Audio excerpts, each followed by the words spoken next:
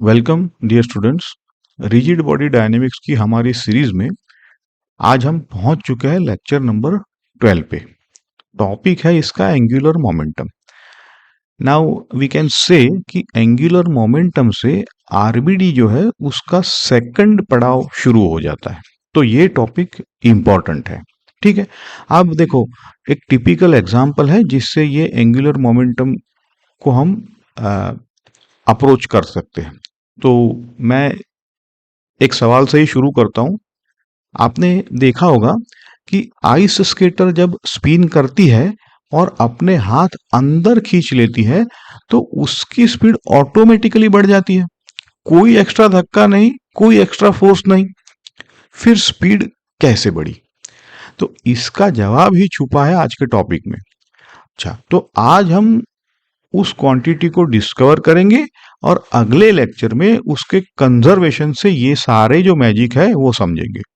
ठीक है, तो कॉपी पेन निकाल लीजिए क्योंकि आज डेरिवेशन भी है, कॉन्सेप्ट भी है और चार जबरदस्त इलस्ट्रेशन भी है जिसमें वो बंदर और केला वाला फेमस प्रॉब्लम है जहाँ पे स्टूडेंट्स इधर उधर गड़बड़ करते हैं। तो आप ध्यान से पूरे लेक्चर को देखिए तो एंगुलर मोमेंटम का कॉन्सेप्ट क्लियर हो जाएगा। चलिए करते हैं शुरू। सबसे पहले आज का रोड मैप देख लेते हैं, है ना, ताकि क्लैरिटी रहे कि क्या क्या हम एग्जैक्टली कवर कर रहे हैं। सबसे पहले हम समझेंगे कि एंगुलर मोमेंटम की जरूरत क्यों पड़ी, फिर उसकी डेफिनेशन निकालेंगे। आर क्रॉस बी मतलब दैट इज एल वेक्टर। फिर मिलेगा रोटेशनल मोशन का Newton's second law, tau equal to D L by D T. उसके बाद एक बहुत इंटरेस्टिंग सवाल, क्या सीधी लाइन में चलता हुआ पार्टिकल भी एंगुलर मोमेंटम रख सकता है? सोचिए जरा। वैसे तो हमने पिछले लेक्चरों में सारा बैकग्राउंड दे रखा है आपको। उसके बाद है चार इलस्ट्रेशन। पहला है सर्कल वाला, दूसरा प्रोजेक्टाइल वाला, तीसरा मंकी वाला, मंकी और बनानास, और चौथा है ब्लॉक और पुली, जो हम टॉर्क एंगुलर मोमेंटम ये दो कॉम्बिनेशन है उससे सॉल्व करेंगे। और ये देखिए, ये बॉक्स आज के लेक्चर का मास्टर की है। देखो, ट्रांसलेशन में फोर्स है तो रोटेशन में टॉर्क है, ट्रांसलेशन में मोमेंटम है जो पी वेक्टर है, तो रोटेशन में क्या है कि नहीं? तो ये क्वेश्चन मार्क ही आज हम भरने वाले हैं। फोर्स लीनियर मोमेंटम को चेंज करता है तो टॉर्क क्या चेंज करता है कि नहीं? तो चलिए इसी को पता करते हैं। पूरा लेक्चर उसी के लिए तो है। और ये सारी एनालॉजीज जो है ऐसे ही लोगों ने डिस्कवर किया हुआ है। देखो,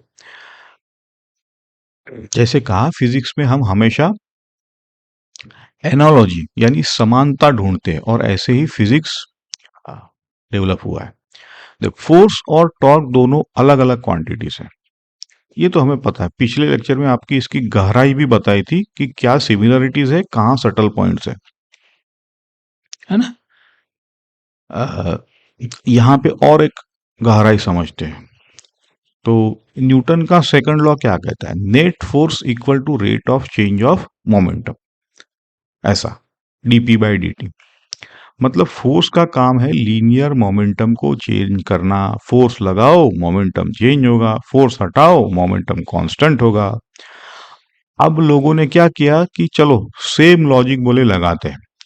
रोटेशन में फोर्स की जगह कौन है? तो बोले टॉर्क है। तो सवाल ये बनता है, क्या कोई ऐसी क्वांटिटी है जिसे टॉर्क चेंज कर सकता है? देखो कैसे समानता लोगों ने ढूंढी और इनफैक्ट ये काम कर गई। तो जैसे ट्रांसलेशनल मोशन एनालाइज करने के लिए पी हमारा हथियार था, पी मतलब मोमेंटम, कोलिजन याद करिए, मोमेंटम कंजर्वेशन याद करिए, वैसे ही रोटेशनल मोशन के लिए हमें एक रोटेशनल एनालॉग चाहिए। अब उस एनालॉग का नाम है एंगुलर मोमेंटम। देखो फिगर में, है ना, एक पार्टिकल है मास m का, ओरिजिन O से उसका पोजीशन वेक्टर r बोल दो, और वो चल रहा है लीनियर मोमेंटम p मतलब mv के साथ। बस यही सिंपल सी प्रैक्टिस है। इसी पिक्चर को आप क्या करो, लेकर मैथमेटिक्स से एंगुलर मोमेंटम को डिस्कवर करेंगे, है ना। देखो अब रट्टा नहीं मारना है, थोड़ा सा डिराइव करेंगे ताकि कॉन्सेप्ट बैठ जाए आपका, है ना। तो ये पिक्चर को थोड़ा सा अभी आप आ, बिठा लो, क्योंकि अगली स्लाइड पे इसका सारा मैथ्स है, डेरिवेशन सो कॉल्ड। चलो देख आगे बढ़ते हैं।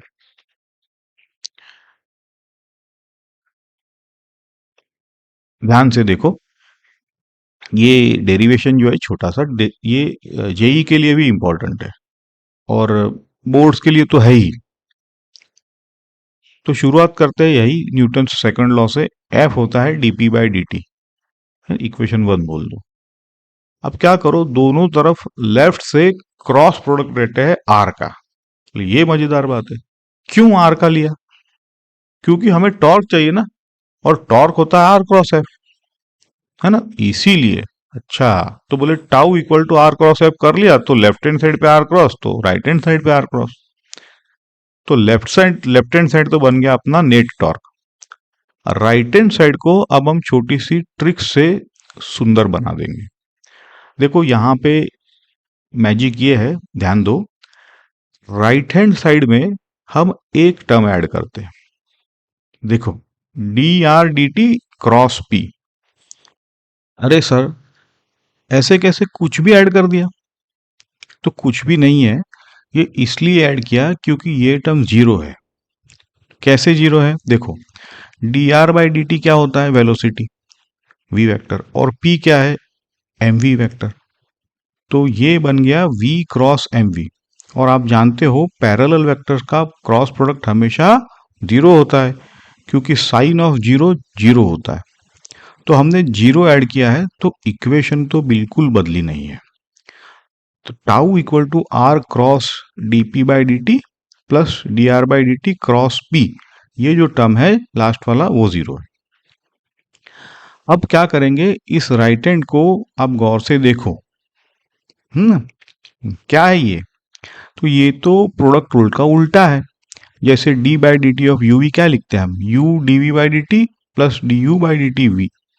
बिल्कुल वैसे ही आर क्रॉस पी को अगर डिफरेंशिएट करें तो यही ऊपर वाला टर्म आता है जिसमें हमने ये सेकंड टर्म ऐड किया है, वो D R D T cross P, है ना। तो दोनों टर्म मैच कर रहे हैं, तो हम लिख सकते हैं tau equal to D by D T of R cross P. इसको बोल दो इक्वेशन 2। अच्छा, अब ये इक्वेशन 1 और 2 अगर साइड बाय साइड देखो, देखो दोनों इक्वेशन तो बिल्कुल सेम है कि नहीं? तो फोर्स मोमेंटम को चेंज करता है, और टॉर्क ये जो कॉम्बिनेशन है आर कॉस पी उसको चेंज करता है, और यही कॉम्बिनेशन है हमारा एंगुलर मोमेंटम, है ना। हमने उसे सर्च करके ढूंढ निकाला है, ऐसा इन्वेंट नहीं किया है। सर्च मतलब डिस्कवर कर लिया एना एनालॉजी से। एक लाइन में अगर नोट करना है तो cross product with R converts अपना translational law into the rotational law. Force से टॉर्क, मोमेंटम से एंगुलर मोमेंटम। ये पैटर्न पूरे चैप्टर में अभी चलेगा, ठीक है। देखो अभी यहां पर ये ऑफिशियल डेफिनेशन लिखी है बॉक्स में। क्या है कि एंगुलर मोमेंटम किसी पार्टिकल का इंस्टेंटेनियस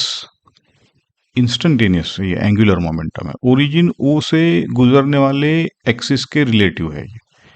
अच्छा, तो उसके इंस्टेंटेनियस पोजीशन वेक्टर और इंस्टेंटेनियस लीनियर मोमेंटम का ये क्रॉस प्रोडक्ट है, ऐसा L equal to R cross P.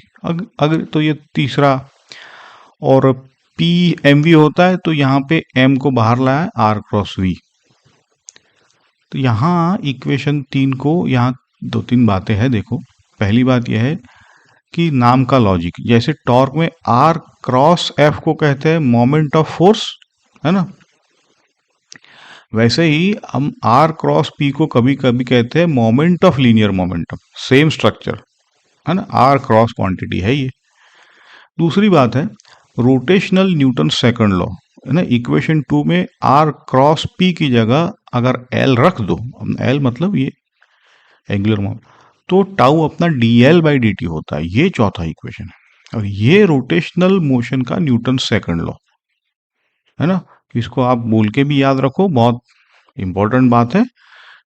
Torque angular momentum का वैसे ही चेंज लाता है, मतलब एंगुलर मोमेंटम में जैसे फोर्स लीनियर मोमेंटम, ये तो हमने ऐसा है। मतलब है कि टॉर्क लगाओ तो एल बदलेगा। अच्छा, तो इसका उल्टा क्या है, टॉर्क जीरो करो तो एल कांस्टेंट रहेगा। तो ये जो कंजर्वेशन का मामला है ना, तो अगले लेक्चर का कंजर्वेशन इसी से निकल के आएगा। L zero, sorry L constant तो टाउ जीरो, ऐसा। तीसरी बात है यूनिट्स, देख लो भाई, है ना, KG metre square per second.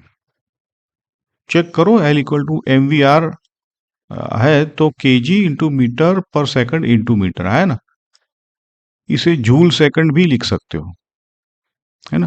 Planck constant की यूनिट या अगर आपको याद है तो वो एंगुलर मोमेंटम ही है, बोर्स का सेकंड पोस्टुलेट, अगर जिनको याद है।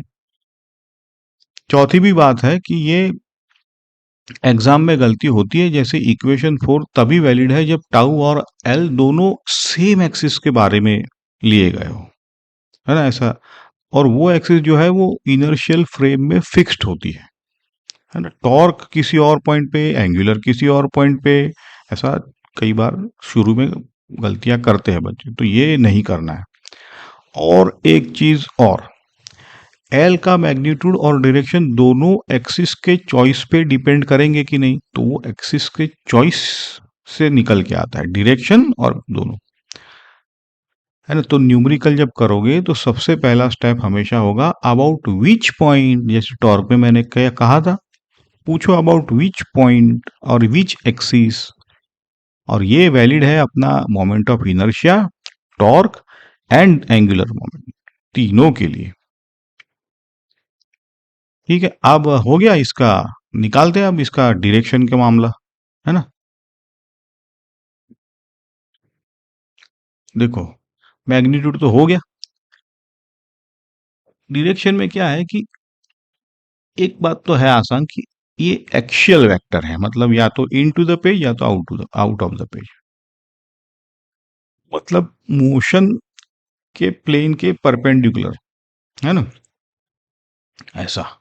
जहां मोशन हो रहा है उसमें परपेंडिकुलर, उस प्लेन को परपेंडिकुलर। अब क्रॉस प्रोडक्ट है ना, तो आर क्रॉस पी, तो लगाओ राइट हैंड रूल, है ना। उंगलियां आर से पी की तरफ कर्ल करो, जिधर अंगूठा उधर एल, है ना। आर और पी एक्स वाई प्लेन में है तो एल सीधा जेड एक्सिस पे होगा, है ना। जैसे कहा था, या तो पेज के बाहर या तो पेज के अंदर। मैग्नीट्यूड की बात करें अगर, तो आर और पी के बीच एंगल थीटा है, जो भी एंगल है थीटा, तो क्रॉस प्रोडक्ट का मैग्नीट्यूड क्या आएगा, ए क्रॉस बी को क्या लिखते हो आप, ए बी साइन थीटा, वैसे ही यहाँ पे M V R sine theta. अब इस साइन थीटा को हम दो तरह से ग्रुप कर सकते हैं, जैसे टॉर्क में किया था, और दोनों तरीके अपने न्यूमेरिकल में काम आते हैं। पहला तरीका है एम वी आर के साथ क्लब कर दो, आर साइन थीटा, तो ये हो जाएगा M V R perpendicular. Figure में देखो, ये आर परपेंडिकुलर क्या है, ओरिजिन से मोमेंटम की लाइन पे परपेंडिकुलर अगर गिरा है, वो परपेंडिकुलर है आर परपेंडिकुलर, और इसे कहते हैं लीवर आर्म। जैसे टॉर्क में कहा था, तो ये lever arm of angular momentum होगा। एक ही बात है, मोमेंटम की लाइन जितनी दूर से गुजरेगी एंगुलर मोमेंटम उतना ज्यादा।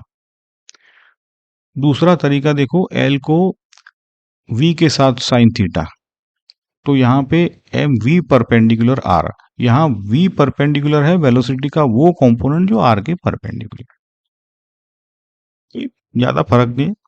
अब देखो परपेंडिकुलर कंपोनेंट ही तो घुमाता है ना। पैरेलल कंपोनेंट तो पता है आपको, या तो पास लेके आएगा या तो दूर लेके जाएगा।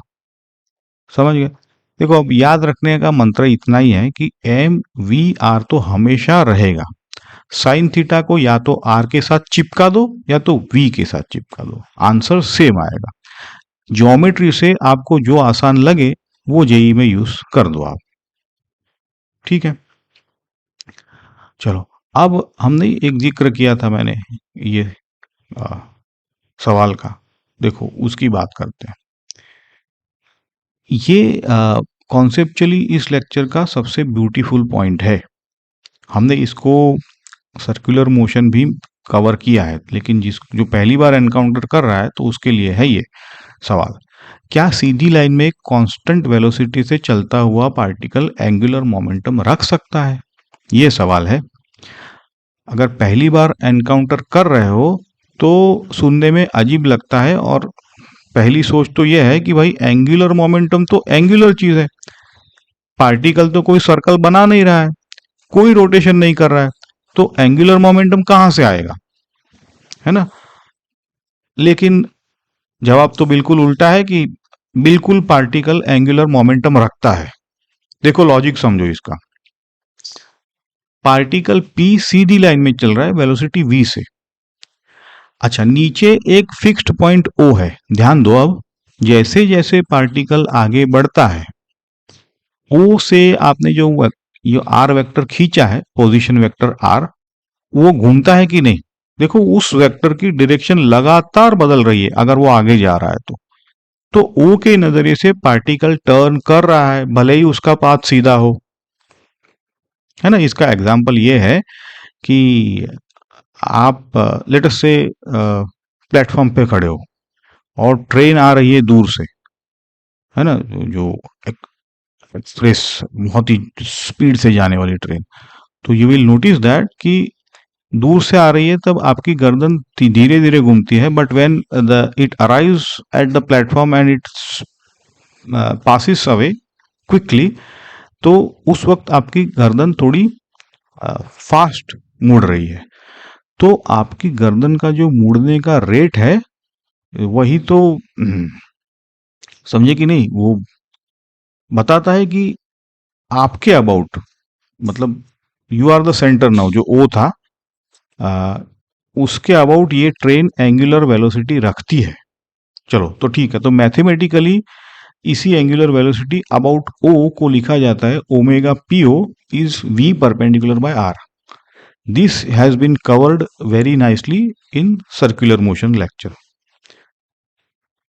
तो वेलोसिटी के दो काम है, परपेंडिकुलर जो पार्टिकल को ओ के अराउंड घुमाता है, और पैरेलल क्या करता है, ओ के या तो पास लेके आएगा या तो दूर ले जाएगा। अब निकालते हैं इसका एंगुलर मोमेंटम। ठीक है, या तो v परपेंडिकुलर आर लिखो, v के साथ साइन थीटा चिपकाओ या r के साथ साइन थीटा चिपकाओ तो कैपिटल आर बनता है। अब मजेदार बात देखो, ये जो कैपिटल आर है वो क्या है, लाइन ऑफ मोशन जो है जहां पार्टिकल, उसकी ओ से परपेंडिकुलर डिस्टेंस, समझे। और ये सबसे खूबसूरत बात है, पार्टिकल कभी भी अपनी लाइन पे अगर जा रहा है सीधा पार्टिकल तो कैपिटल आर चेंज नहीं होता है ना। तो यहाँ M constant, V constant, capital R भी कांस्टेंट, तो बोलो एल क्या हुआ, एल भी तो कांस्टेंट है। चलो डायरेक्शन चेक करो, आर क्रॉस वी। तो पहले आर को क्या करो कि टेल टू टेल वी के साथ रखो और फिर उसका डायरेक्शन निकालो। देखो इस स्लाइड में मैंने एक्स और वाई नहीं दिया है, इसलिए जो के कैप है वो पॉजिटिव या नेगेटिव हम डिसाइड नहीं कर पाएंगे। अगर वाई ऊपर होता तो इन टू द पेज होता एल, अगर वाई नीचे होता, मेरा एक्स तो सीधा है, वाई नीचे होता तो आउट ऑफ द पेज होता मेरा। जैसे पहले दो स्लाइड में मैंने बराबर दिखाया था, है ना, एल का direction out of the page, but यहाँ एक्स वाई नहीं ड्रॉ किया है, तो एक्चुअल तो है लेकिन इन या आउट कौन डिसाइड करेगा, जानबूझ के नहीं दिया है। अगले एग्जाम्पल में वो क्लियर हो जाएगा। ठीक है, चलो तो अ, बड़े एग्जाम्पल की ओर देखो। पहला तो एकदम बेसिक एग्जाम्पल रखा है, सर्कुलर मोशन ही है यहां पर। तो देखो, प्रॉब्लम ऐसा है कि पार्टिकल एक्स वाई प्लेन में ये जो आर रेडियस से सर्कल पे घूम रहा है, स्पीड वी है, स्पीड भी कांस्टेंट है। तो अगर ओ एक्सिस ले, मतलब ओ से गुजरने वाली एक्सिस के अबाउट इसका एंगुलर मोमेंटम, मैग्नीट्यूड भी निकालो, डायरेक्शन भी निकालो। चलो लगाओ formula M V R sine theta. अब यहाँ थीटा क्या है, और पी और आर के बीच का एंगल। अब देखो ये सर्कुलर मोशन है ना, तो इसकी सबसे प्यारी बात क्या है सर्कुलर मोशन की, कि रेडियस और वेलोसिटी का रिश्ता। हमेशा वेलोसिटी टेंजेंट पे होती है और रेडियस सेंटर से, तो इन दोनों के बीच हमेशा बोलो एंगल क्या होता है, 90 डिग्री। बात खत्म। तो सीधा एम वी आर लिखो, है ना, इतना सिंपल है। यहाँ पे दो ऑब्जर्वेशन देख लो। पहला एग्जांपल है आपका, तो एम वी और आर तीनों कांस्टेंट है, तो एल का मैग्नीट्यूड तो कांस्टेंट हो गया। दूसरा, डायरेक्शन का क्या करेंगे।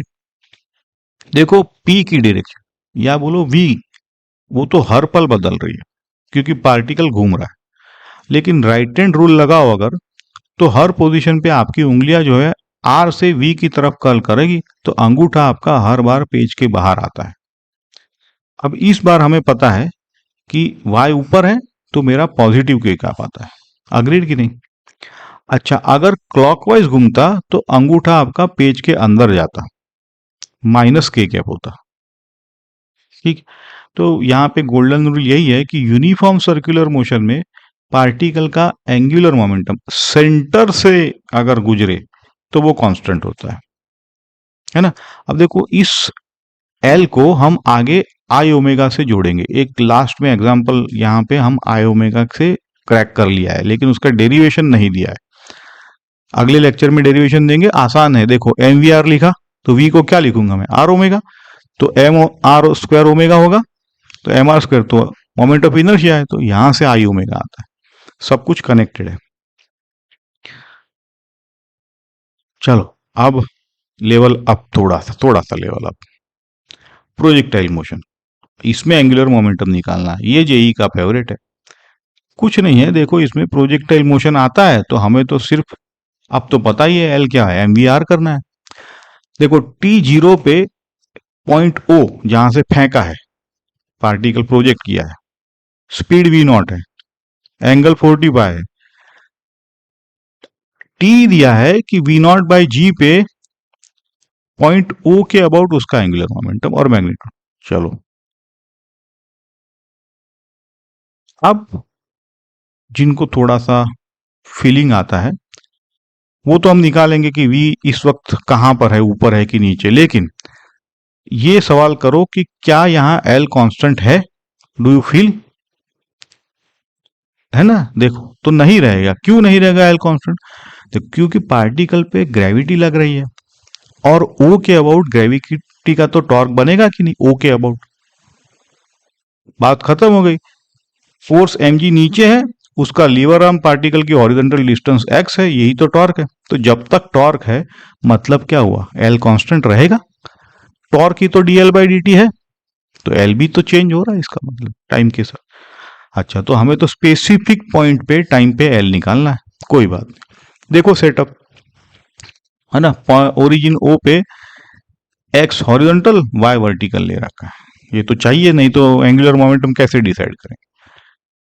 अच्छा, एक्स में तो कोई एक्सेलरेशन नहीं है, तो सीधा एक्स का मामला तो निपट गया, एक्स ही मिल गया हमें, है ना। अच्छा, तो टी, टी कैसे आता है, टी तो वहां पे दे रखा है वी नॉट बाई जी। लेकिन अब चेक करो कि पार्टिकल वी नॉट बाई जी पे कहाँ है, ऊपर जा रहा है बोलो या नीचे जा रहा है। बोले फिगर में नीचे दिया है, लेकिन आप निकालो तो ऊपर जाने का टाइम क्या होता है, V naught sine theta by g, तो 0.707, 1/√2 है ना। अब दिया तो है वी नॉट बाई जी, इसका मतलब हमें समझ में आ गया कि पार्टिकल पीक को क्रॉस करके नीचे आ रहा है, तो वी वाई नेगेटिव है। समझ गए कि नहीं। इतना तो फिजिकल पिक्चर बनना पड़ता है ना, तभी तो आ, निकाल पाएंगे हम चीजें। चलो देखो अब थोड़ा सा आगे बढ़े।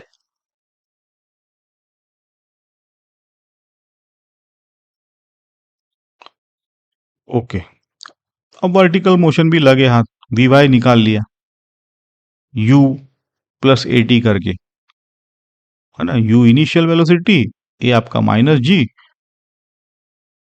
ओके, अब 1 - √2 है, ये तो नेगेटिव है, जो हमने अभी तो प्रिडिक्ट किया था कि नीचे आ रही है। ठीक है, तो ये तो पोजीशन निकालो, वाई, वाई की पोजीशन, ये तो नेगेटिव नहीं आएगी, है ना। तो ये √2 - 1 आ रहा है, तो ये पॉजिटिव है। ऑब्वियसली पार्टिकल तो जमीन के ऊपर ही है, तो ये तो ठीक है। अब अपने को मेन कोर्स पे आते हैं, एंगुलर मोमेंटम, है ना। वेक्टर मेथड सबसे क्लीन है, तो आर क्रॉस वी करो। अच्छा, अब यहां पे आपका आर जो है वो एक्स आई वाई जे, और वी है V X I V Y J, इसीलिए ये दोनों निकाले थे। क्रॉस प्रोडक्ट में क्या होता है, आई क्रॉस आई जीरो होता है, जे क्रॉस के, जे क्रॉस जे जीरो, आई क्रॉस जे के होता है, जे क्रॉस आई माइनस के। इतना ही है, हमें तो यही, है ना, आई क्रॉस जे, जे क्रॉस आई, इतना ही। यहां से आपका आ जाएगा के कैप, बाकी सारे तो जीरो कर दिए हमने, इसलिए X V Y minus Y V X. तो ये ऐसी फॉर्मूला है जो आपको स्टार मार्क कर लेनी चाहिए, क्योंकि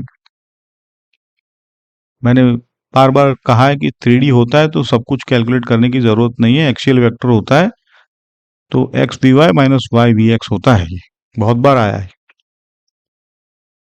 और वैसे भी 2D में एंगुलर मोमेंटम का ये रेडीमेड फॉर्मूला है, X V Y minus Y V X. तो कितने भी प्रॉब्लम, बहुत सारे प्रॉब्लम्स आपके सेकंड में हो जाएंगे इससे, और कॉन्फिडेंस भी आएगा। डालो सारी वैल्यूज, एक्स पता है, वाई पता है, वी पता है, वी वाई पता है, सब कुछ डाल दिया, है ना। तो इसको, ये अलजीब्रा भी थोड़ा बहुत है, गलतियां होती है, तो आपका माइनस आ रहा है यहाँ पे के कैप, मैग्नीट्यूड आपका V0 m V0 क्यूब/2√2, वो जो भी है, डायरेक्शन माइनस के कैप है, तो पेज के अंदर है। अब क्या करेंगे ऐसा अगर आंसर है तो पहले तो देखो कि आपका एंगुलर मोमेंटम का यूनिट ठीक बैठ रहा है कि नहीं, तो बैठ ही रहा है, केजी मीटर पर सेकंड का क्यूब, नीचे एक्सेलरेशन बैठा है ना, सेकंड स्क्वायर ऊपर, मीटर नीचे, तो आ गया ना केजी मीटर पर सेकंड, क्योंकि V0 का क्यूब आता है, स्क्वायर नहीं है। तो यहाँ पे किताबों में भी गलतियां पाई जाती है, और यहाँ घंटे वेस्ट हो जाते हैं। तो अगर मैथोडिकली जाओगे तो अपनी मेथड पे कॉन्फिडेंस रहना चाहिए। साइन चेक करो, ग्रेविटी का टॉर्क ओ के अबाउट क्लॉकवाइज है, तो माइनस के, पूरी फ्लाइट के दौरान ये ऐसा रहेगा, है ना। तो एल को माइनस के कैप में ही ग्रो करना चाहिए, तो ये वैसे भी आंसर नेगेटिव आना चाहिए। ओके, ओके, अब तक हमने सिंगल पार्टिकल की बात की, लेकिन अगर रियल वर्ल्ड में जैसे रिजिड बॉडी, पुली सिस्टम, दो ब्लॉक्स, तो हमें सिस्टम ऑफ पार्टिकल्स चाहिए। तो थोड़ा सा डेफिनेशन को एक्सटेंड करते हैं, किसी सिस्टम ले लो तो उसका टोटल एंगुलर मोमेंटम किसी एक्सिस के अबाउट, एक्सिस तो तय करनी पड़ेगी, सभी पार्टिकल्स के इंडिविजुअल मोमेंटम का वेक्टर एडिशन है ये, अगेन ना वेक्टर एडिशन है, तो सम ऑफ एल आई बोल दो इसको। अब ये याद कर, आपको ध्यान में रहना चाहिए कि एक ही एक्सिस के अबाउट सारे होने चाहिए, ऐसा नहीं कि एक पार्टिकल का अलग अलग एक्सिस पे तो जोड़ना ही मतलब ही नहीं है, कुछ गलत हो जाएगा। तो डिफरेंशिएट करो दोनों बाजू, तो टोटल का D by D T, summation का डी बाई डी टी, तो D L I D T को हम क्या बोलेंगे, can I not write this as summation of torque all the particles? यहां पे एक बात है, देखो कैसे, ये पार्टिकल्स पे लगने वाले टॉर्क तो है ही सारे पार्टिकल्स पे, आई मतलब सारे पार्टिकल्स, तो इनको ना अब कह सकते हो कि दो ढेरों में बांट दो। तो इंटरनल और एक्सटर्नल। इंटरनल मतलब आपको पता है, पार्टिकल जो एक दूसरे के ऊपर फोर्स लगाते हैं, जो सिस्टम के बाहर नहीं होता है। एक्सटर्नल मतलब बाहर से आने वाले फोर्सेस। तो इसमें सिस्टम क्या है और तो वही डिसाइड करेगा इंटरनल। अच्छा, तो इंटरनल में न्यूटन थर्ड लॉ कमाल करता है। देखो फिगर में इंटरनल पैर, हर इंटरनल फोर्स का एक इक्वल एंड अपोजिट पार्टनर होता है, ये है, और दोनों सेम लाइन ऑफ एक्शन पे लगते हैं। तो same line same magnitude opposite direction, तो दोनों का टॉर्क तो एक दूसरे को एग्जैक्टली कैंसिल कर देता है। तो इसीलिए सारे सिस्टम में, पूरे सिस्टम में सब इंटरनल टॉर्क्स पैर में कैंसिल, तो नेट इंटरनल जीरो। तो बचा क्या, सिर्फ एक्सटर्नल। इसीलिए जो टाउ है ना, वो एक्सटर्नल लिखा जाता है ऐसे। तो therefore we say the tau external का जो सम है वो DL total by D T. समझे कि नहीं?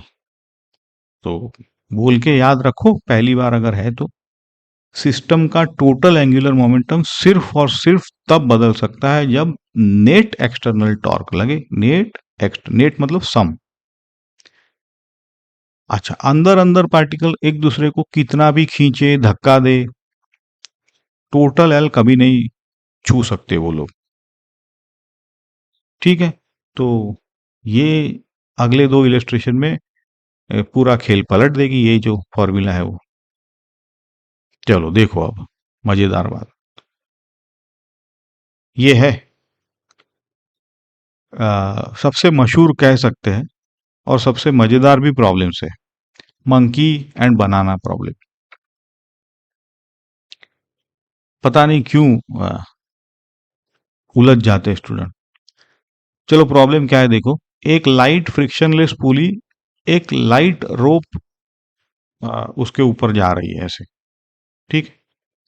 एक तरफ लटका है बंदर, उसका कैपिटल एम मास है, दूसरी तरफ केले बंधे हुए हैं, मतलब उनका झुंड है, उसका भी मास कैपिटल एम। अच्छा, बंदर को चाहिए केले, तो वो क्या करता है, रोप के ऊपर चढ़ना शुरू करता है, मतलब थोड़ा सा नीचे होगा केले को पाने के लिए, सोचता है कि मैं ऊपर चला जाऊं। तो सवाल यह है कि क्या बंदर केलों तक पहुंच जाएगा, ऐसा। तो मैं तो कहूंगा कि आप कमेंट में बताओ पहले कि आपका इंट्यूशन क्या कहता है। ज्यादातर लोग कहते हैं हाँ भाई बंदर तो चढ़ रहा है तो पहुंच ही जाएगा, है ना। थोड़ा सोचो आप, फील करो इंट्यूशन, मतलब हार्ड कोर फीलिंग। देखो अब फिजिक्स से चेक करते हैं। इंट्यूशन गया, बोले थोड़ी देर दूर रखो उसको, इंट्यूशन को। देखो एंगुलर मोमेंट कहाँ लेंगे, पुली के एक्सल पे लेंगे। तो पहला स्टेप है रोप मासलेस, पुली फ्रिक्शनलेस, और मास भी नहीं पुली का, तो दोनों टेंशन सेम। ठीक है, तो पुली के एक्सल के अबाउट नेट टॉर्क क्या होगा, टेंशन दोनों सेम है, तो एक बाजू T R, T into R, दूसरी बाजू लेकिन माइनस, तो जीरो हो गया ना नेट टॉर्क। बोले कैसे, बोले एक तरफ का टेंशन क्लॉकवाइज घुमाना चाहता है, दूसरी बाजू का एंटी क्लॉकवाइज, तो दोनों का लीवर आर्म तो आर ही होगा। हुआ कि नहीं कैंसिल। और ग्रेविटी, वो भी देखो, बंदर का एमजी नीचे की तरफ, केलों का भी एमजी नीचे की तरफ, लेकिन दूसरी ओर से, तो same magnitude same lever, opposite sense, ये भी कैंसिल। अच्छा, और बंदर रोप को जो फोर्स लगाता है फ्रिक्शन, वो तो इंटरनल है, अभी अभी सीखा था, इंटरनल टॉर्क तो कैंसिल हो जाएंगे। तो इसका मतलब है नेट एक्सटर्नल टॉर्क जीरो, इसका मतलब क्या, बोलो एल कांस्टेंट। अच्छा, तो एल कांस्टेंट है, तो शुरू में सब कुछ रेस्ट पे था, एल जीरो था, शुरू में रेस्ट पे था, मतलब क्या एल जीरो हुआ कि नहीं, तो हमेशा एल जीरो रहेगा। अच्छा, तो यहाँ पे एल क्या है शुरू में, M V of monkey into R, है ना, ये तो minus M V of banana into R करना पड़ेगा कि नहीं? कितने पार्टिकल है, मंकी और बनाना, दोनों का सम करना पड़ेगा। अभी तो सीखा था, सारे एल को जोड़ दो, देखा कि नहीं? तो और जीरो है इनिशियल एल, तो दो सारों को जोड़ के एल जीरो आया है ना? पहले कुछ था ही नहीं सिस्टम पे। तो यहां से V of monkey equal to, ये फिजिक्स ने हमें दे दिया। तो यही है पंच लाइन। बंदर चाहे कुछ भी कर ले, बोले बहुत तेजी से ऊपर चढ़ता हूं, तो केले भी उतनी तेजी से ऊपर चढ़ेंगे। हर इंस्टेंट पे दोनों की स्पीड सेम रहेगी, है ना? हाँ, बंदर चाहे कितना भी एक्रोबेटिक्स कर ले, गैप कभी कम होने वाली नहीं है, ये फिजिक्स है। अब आप बैठे बैठे इसको इंट्यूशन लगाते रहो, और एक फीलिंग तो आएगी कभी ना कभी कि हाँ, बात करेक्ट है। अच्छा, तो अब बंदर केलों तक पहुंचेगा कब, मतलब प्रैक्टिकली? अभी तो थियोरिटिकली तो कभी नहीं, है ना? जब तक कि ये केले पुली में जाकर फंस ना जाए, क्योंकि बंदर ऊपर जा रहा है, केले भी तो बात अलग है। समझ गए कि नहीं? तो फिजिक्स ने केलों को पुली में जाके फंसा दिया, है ना? चलो कोई बात नहीं, तो तभी उसको बंदर मतलब कहने का मतलब है, नहीं तो कभी नहीं पकड़ पाएगा। टेक अवे बात क्या है, कॉन्सेप्ट क्या है यहाँ पे? जब प्रॉब्लम में will it reach, who reaches first, ऐसे सवाल हो और सिस्टम सिमेट्रिक हो, तो आपको नेट एक्सटर्नल टॉर्क क्या है ये सोचना चाहिए तुरंत। कंजर्वेशन लगेगी क्या, न्यूटन्स लॉ से ये प्रॉब्लम होती है क्या, ऐसा। अगर एंगुलर मोमेंटम लग जाए ना, तो बहुत अच्छी बात है। जब कभी भी एंगुलर मोमेंटम कंजर्व हो, तो दो लाइन में प्रॉब्लम खत्म हो जाता है, जैसे ये हो गया।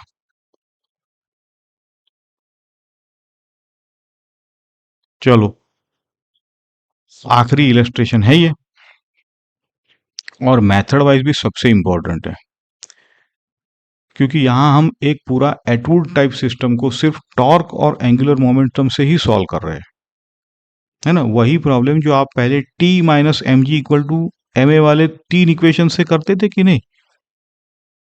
बोलो। आप इसको एक ही इक्वेशन देखो, आप देखोगे यहाँ पे। पहले प्रॉब्लम देखो, block two, mass small M two, frictionless horizontal table, ये रस्सी जा रही है, लाइट है मतलब, तो टेबल के किनारे पुली है, और दूसरे पे लटका है ब्लॉक वन एम वन का, पुली का रेडियस आर है। अच्छा, पुली का आई दे रखा है, कोई बात नहीं, उसके एक्सिस के अराउंड दोनों ब्लॉक्स का लीनियर एक्सेलरेशन निकालना है। एंगुलर मोमेंटम, अच्छा, एंगुलर मोमेंटम और टॉर्क, ये कॉन्सेप्ट हम लगाएंगे। इसके इससे देखो कैसे निकलता है, पहले तो स्ट्रेटेजी सोचो आप। ये चार पॉइंट जो है वो आप लिखने लायक है, इसलिए क्योंकि सिस्टम क्या है यही नहीं पता करते कई बच्चे। तो देखो, सिस्टम को चूज करो। कैसे? बोले ब्लॉक वन, ब्लॉक टू और पुली, तीनों एक साथ ये सिस्टम बना लो, बात कर दो। क्या फायदा है इसका? तो कोड के टेंशन तो इंटरनल बन जाएंगे, उनका तो टॉर्क ही नहीं लिखना पड़ेगा। अग्रीड। एक्सिस चूज करो, पुली का एक्सल, है ना? तो हर क्वांटिटी को इसी एक्सिस के around as per the definition, है ना? अच्छा, और काउंटर क्लॉकवाइज को पॉजिटिव मान लेते हैं। ये अच्छे पॉइंट्स है। हर प्रॉब्लम में आप शुरुआत में कंस्ट्रेंट को समझना पड़ेगा। कोड इनएक्सटेंसिबल है, दोनों ब्लॉक की स्पीड v है, कोड पुली पे स्लिप नहीं करता है, तो उसकी स्पीड भी v, मतलब रीम की स्पीड भी v हो जाएगी। तो ओमेगा आपका मतलब है कि v बाय आर। अब है आप एक्सटर्नल टॉर्क को पहचानो, कौन कौन से एक्सटर्नल फोर्सेस है। और फोर्सेस तो होंगे, लेकिन कौन सा उनमें से टॉर्क देता है? चलो, तो ये सारी चीजें अब हम, आप पॉज करके समझ ले तो डिटेल में इसको लगाते हैं। ठीक है, देखो ब्लॉक वन नीचे गिर रहा है ना। टोटल एंगुलर मोमेंटम हमने अबाउट द एक्सल निकाल रहे हैं, वी से नीचे गिर रहा है ब्लॉक वन। उसकी line of motion perpendicular distance तो आर होगी, है ना। रीम से टेंजेंट होकर जा रहा है तो कैपिटल आर। तो स्ट्रेट लाइन वाला फॉर्मूला क्या होगा आपका, M V R capital R. तो एल वन हो जाएगा M V into R. Block two table पे खिसक रहा है तो एल टू लिखेंगे M two V capital R. समझे कि नहीं। ये भी एक्सल से आर की दूरी पर है। बोले फिगर में तो सर आपने टेढ़ा बनाया था, बट इट्स ओके। ये कहने का मतलब है आर की दूरी पे है ये कैपिटल आर। आर दोनों का सेंस सेम है, और जिस तरफ पुली को घुमा रहा है दोनों सेंस एक ही, मतलब है ना। इसलिए दोनों को लेटर से पॉजिटिव ले लो। अभी तो ऐड ही तो करना है। अच्छा, पुली प्योर रोटेशन कर रही है तो पुली को आई ओमेगा ले लो। ये आई ओमेगा हम अगले लेक्चर में डिराइव करेंगे। अभी तो आपको समझाया, तो इसको आई ओमेगा ले सकते हैं। सॉलिड बॉडी है ना, पुली का आई दिया था, ओमेगा से घूम रही है, और ओमेगा वी बाय आर। तो ये तीन इक्वेशन है।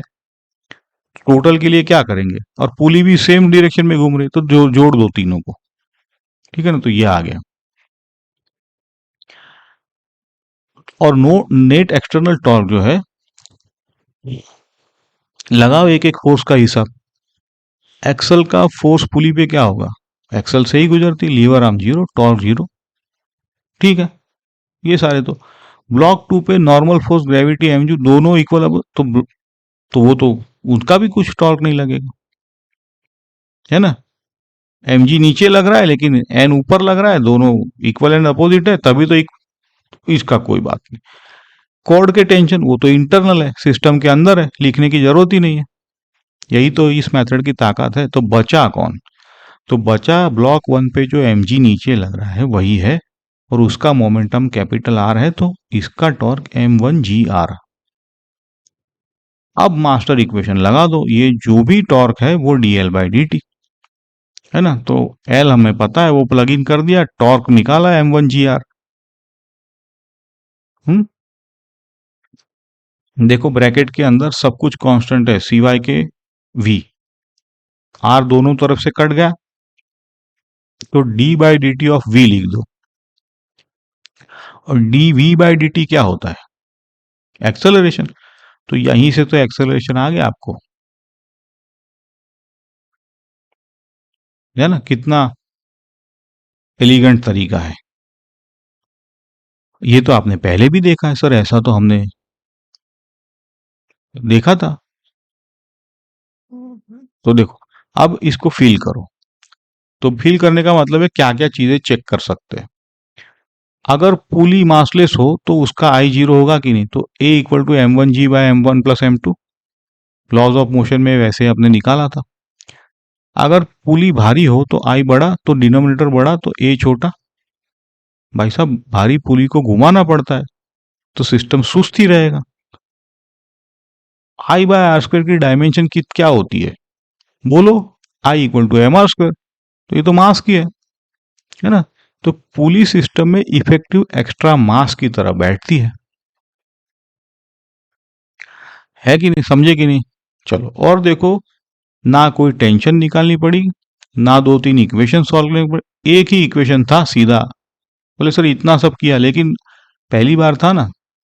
टाउ एक्सटर्नल दिख जाता है देखने वालों को, और एल भी दिख ही जाता है। तो ये एंगुलर मोमेंटम मेथड का जादू है, इसीलिए ये दूसरा पड़ाव है आपका। चलो, ये लास्ट एग्जांपल था, तो अब हम इसको समेट लेते हैं।